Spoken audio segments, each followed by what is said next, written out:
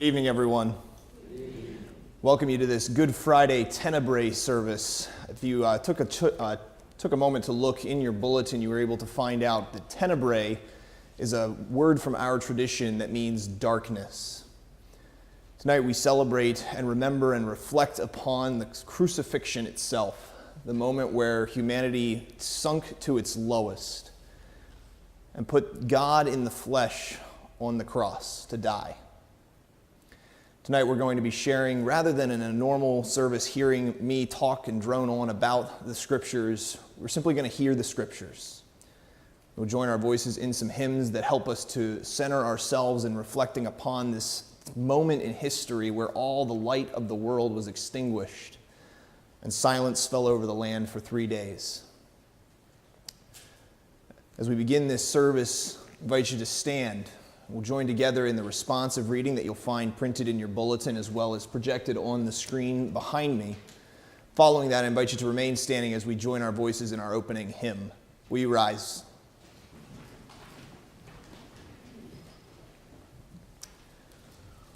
Were you there when they crucified my Lord?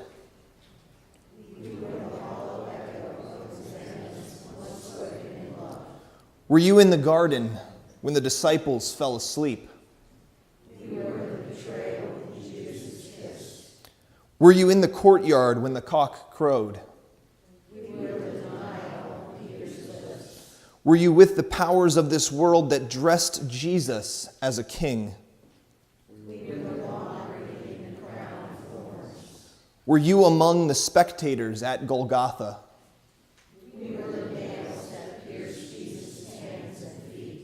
Were you there when they crucified my Lord?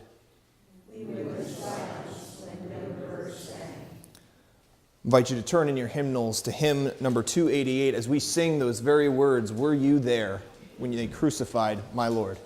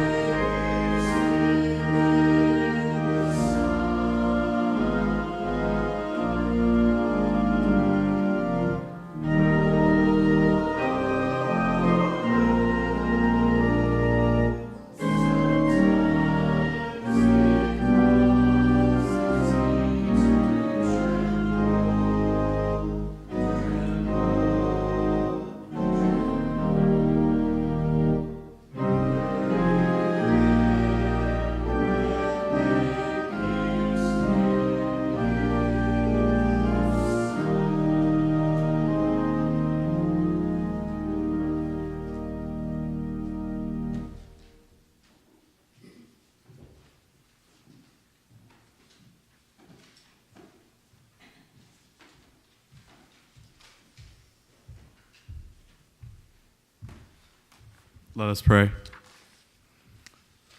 Elusive one, oh, that our eyes were a fountain of tears to weep for ourselves and our world. Where do you go when all hope fades? Where do you hide when we cry out with the psalmist, my God, why have you forsaken me? In the midst of our pain and despair, we strain to see you arriving in the nick of time. Yet in our disbelief and dismay, we face the emptiness of your absence and the ache of our despair. Your ways are beyond us, Holy One, shrouding us in mystery. Be with us in our hour of greatest need, and do not abandon us when we deny you. Amen.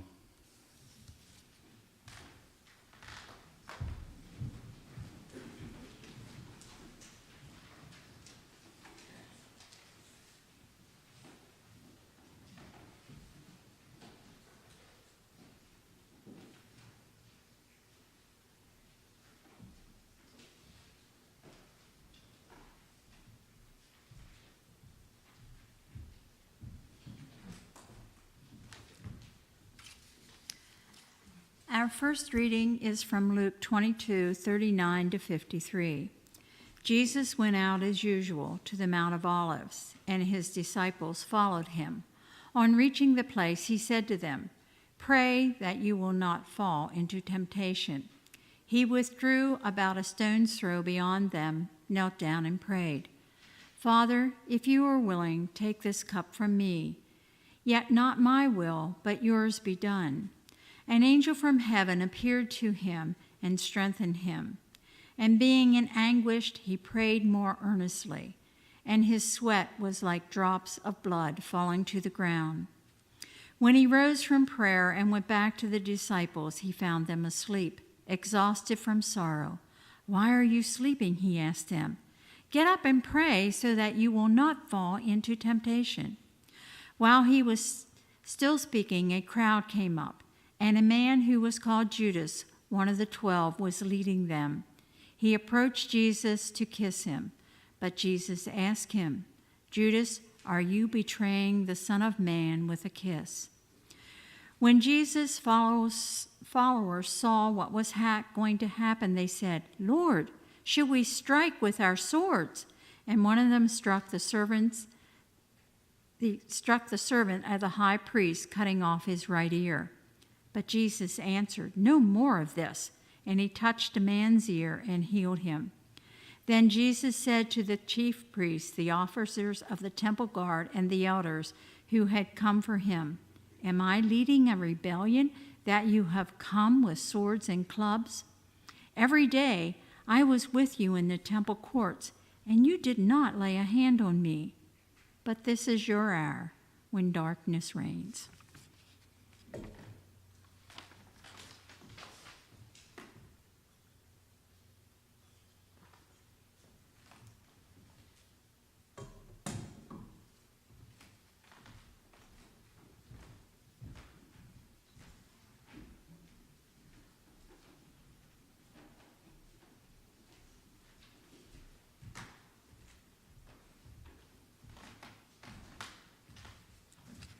Our second reading is from John 18:12 through 14.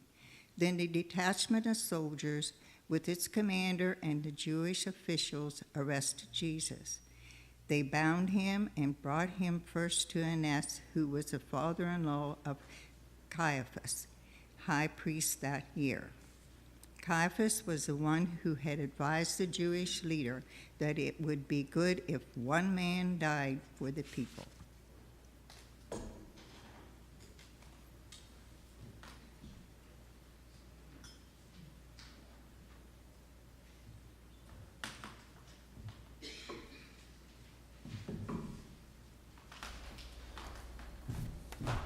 I invite you to remain seated as we join our voices and go to Dark Gethsemane, verses 1 and 2, hymn number 290.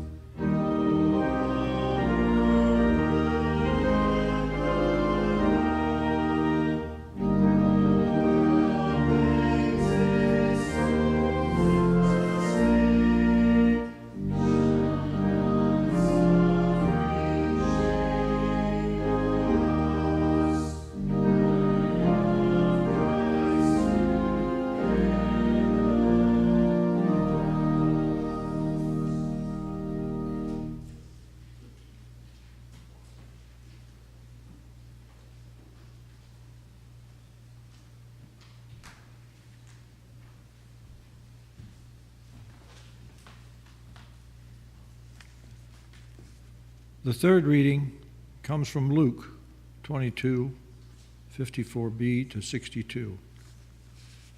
Peter followed at a distance, and when some there had kindled a fire in the middle of the courtyard and had sat down together, Peter sat down with them.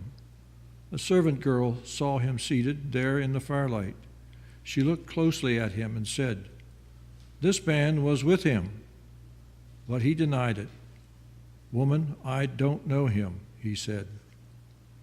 A little later, someone else saw him and said, "You also are one of them." "Man, I am not," Peter replied. About an hour later, another asserted, "Certainly this fellow was with him, for he is a Galilean."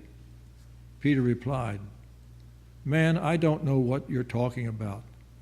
Just as he was speaking, the rooster crowed. The Lord turned and looked straight at Peter.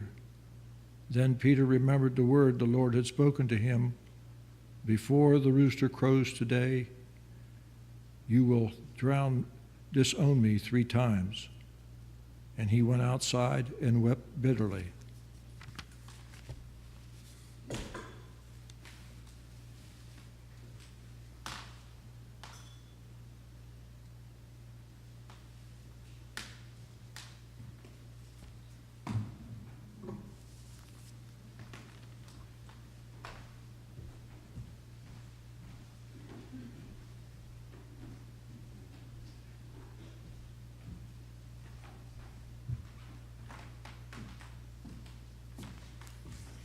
The fourth reading comes from John chapter 18, verses 19 to 23. Meanwhile, the high priest questioned Jesus about his disciples and his teaching. "I have spoken openly to the world," Jesus replied. "I always taught in the synagogues or at the temple where all the Jews come together. I said nothing in secret. Why question me? Ask those who heard me. Surely they know what I said." When Jesus said this, one of the officials nearby slapped him in the face. "Is this the way you answer the high priest?" he demanded. "If I said something wrong," Jesus replied, "testify as to what is wrong. But if I spoke the truth, why did you strike me?"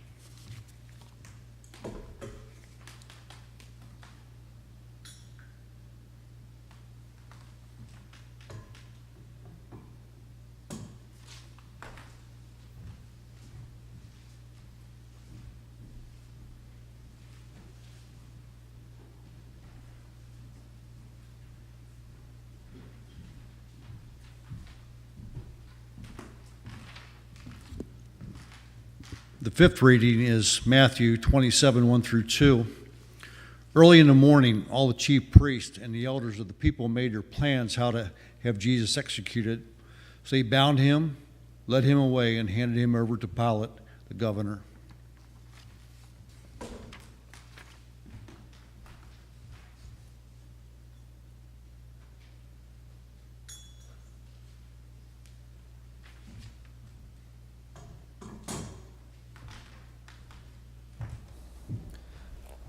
Please remain seated as we join our voices in the next hymn, "To Mock Your Reign, O Dearest Lord," verses 1 and 2, hymn number 285.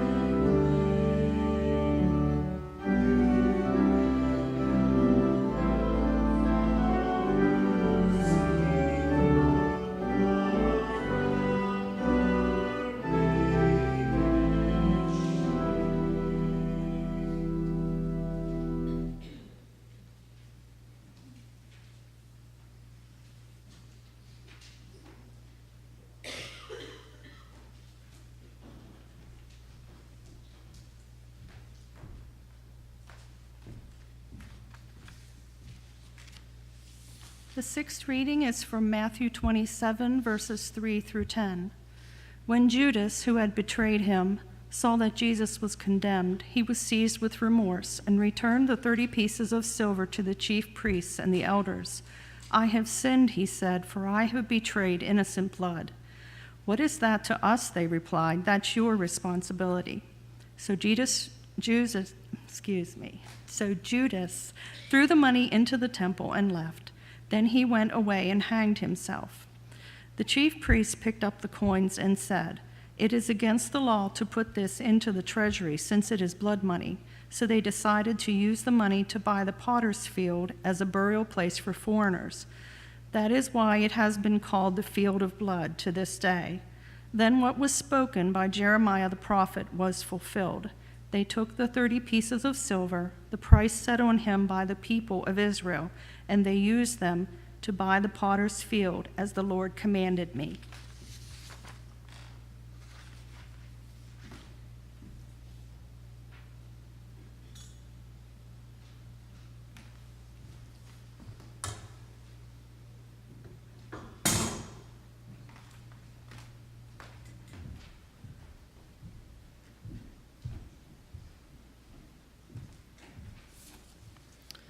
The seventh reading is from John 18, verses 33 through 38. Pilate then went back inside the palace, summoned Jesus, and asked him, "Are you the king of the Jews?"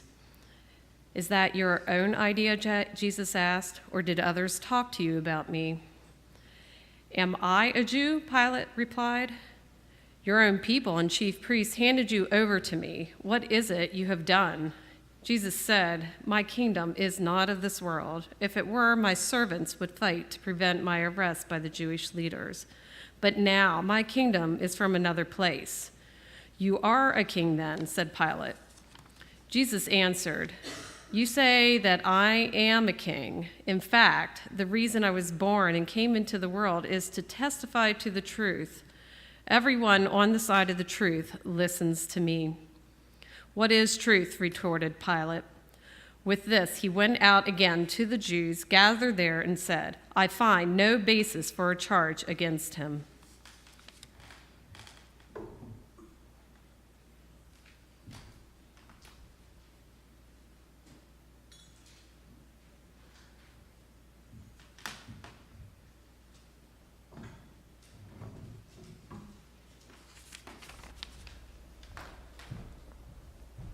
Please rise as we join in the next hymn, verses 1 and 2 of What Wondrous Love Is This, hymn number 292.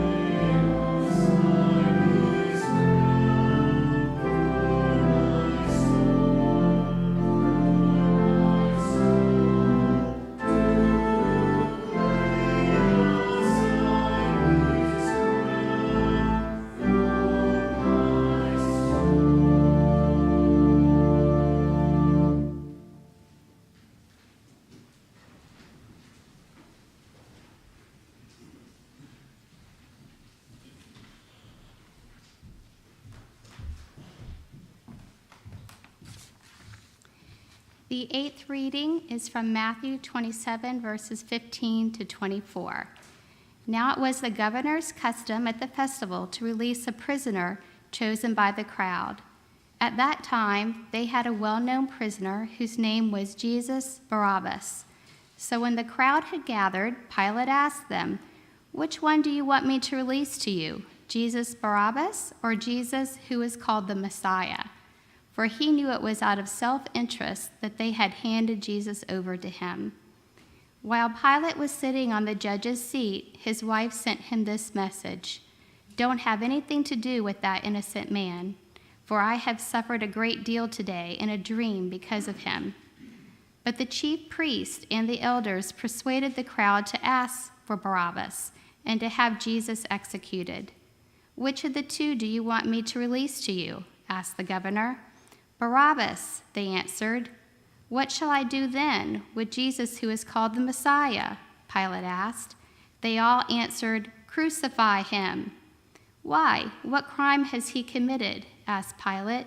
But they shouted all the louder, "Crucify him." When Pilate saw that he was getting nowhere, but that instead an uproar was starting, he took water and washed his hands in front of the crowd. "I am innocent of this man's blood," he said. "It is your responsibility."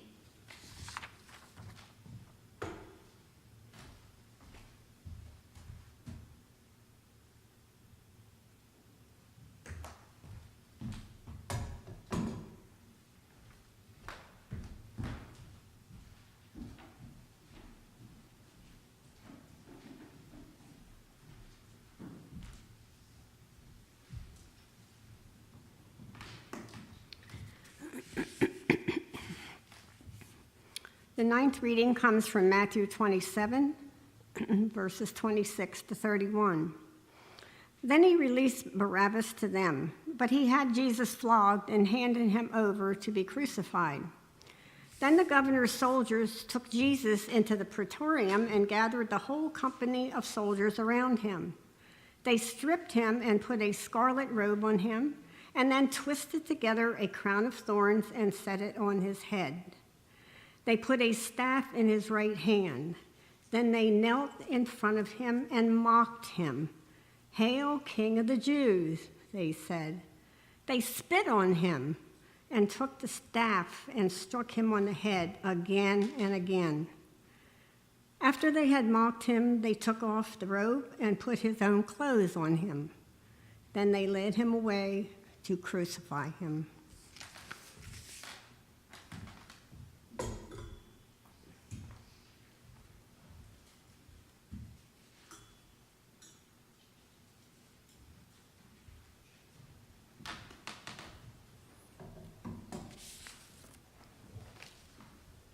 You may remain seated as we continue in worship by singing the hymn, "O Sacred Head Now Wounded," verses 1 and 2, hymn number 286.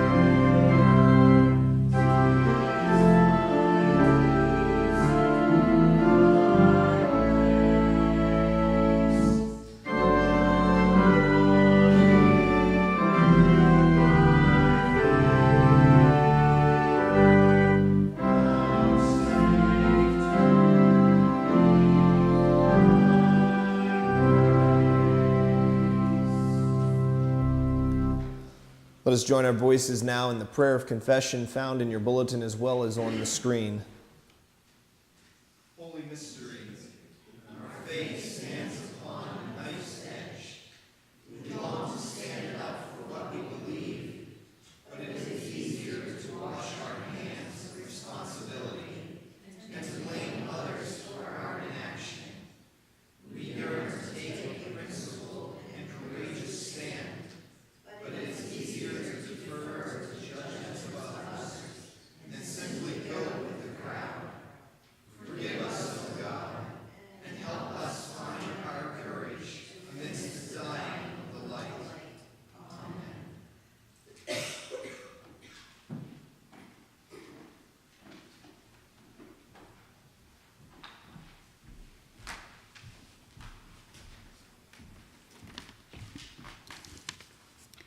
John 19:19 through 22. Pilate had a notice prepared and fastened to the cross. It read, Jesus of Nazareth, the King of the Jews. Many of the Jews read this sign, for the place where Jesus was crucified was near the city, and the sign was written in Aramaic, Latin, and Greek. The chief priests of the Jews protested to Pilate, "Do not write, the King of the Jews," but this man claimed to be the King of the Jews. Pilate answered, "What I have written, I have written."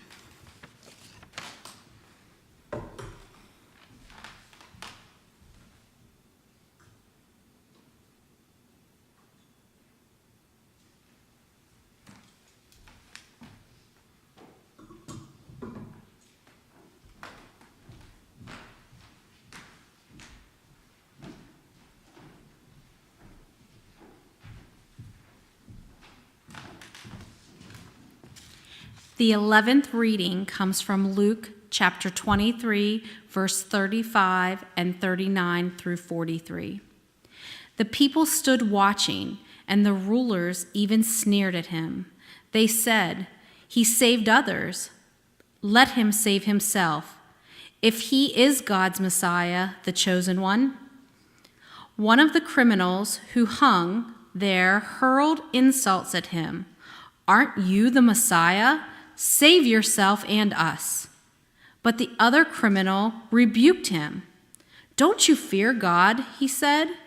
"Since you are under the same sentence, we are punished justly for what we deserve. But this man has done nothing wrong."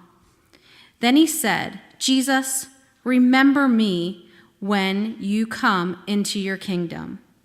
Jesus answered him, "Truly, I tell you, today you will be with me in paradise."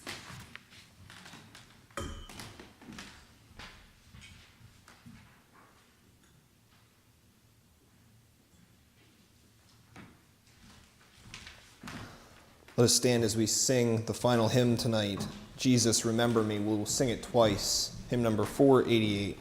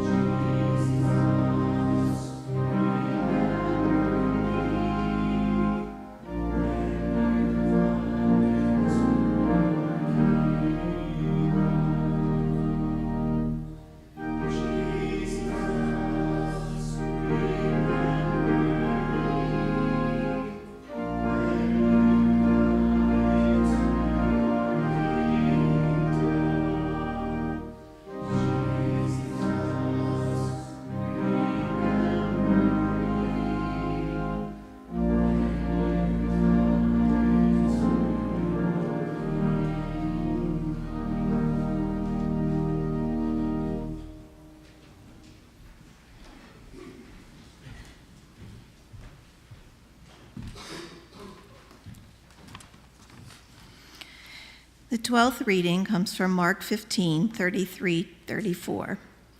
At noon, darkness came over the whole land until 3 in the afternoon, And at 3 p.m, Jesus cried out in a loud voice, Eloi, Eloi, lema sabachthani, which means, my God, why have you forsaken me?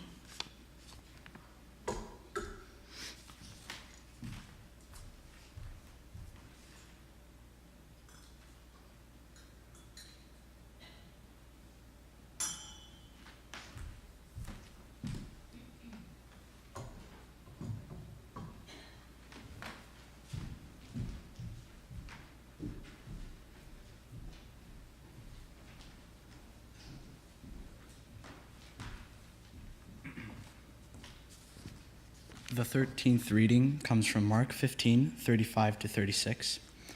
When some of those standing near heard this, they said, "Listen, he's calling Elijah."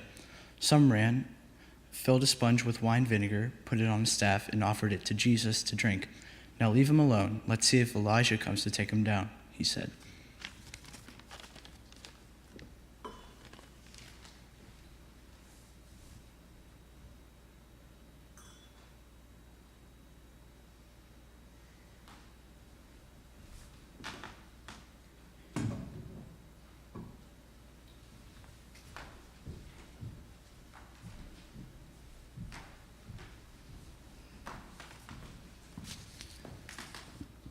The 14th and final reading of our evening comes from both Matthew 27, verses 50 to 51, and then Mark 15, verses 38 to 39.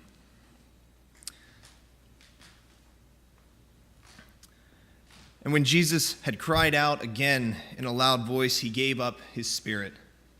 At that moment, the curtain of the temple was torn in two from top to bottom.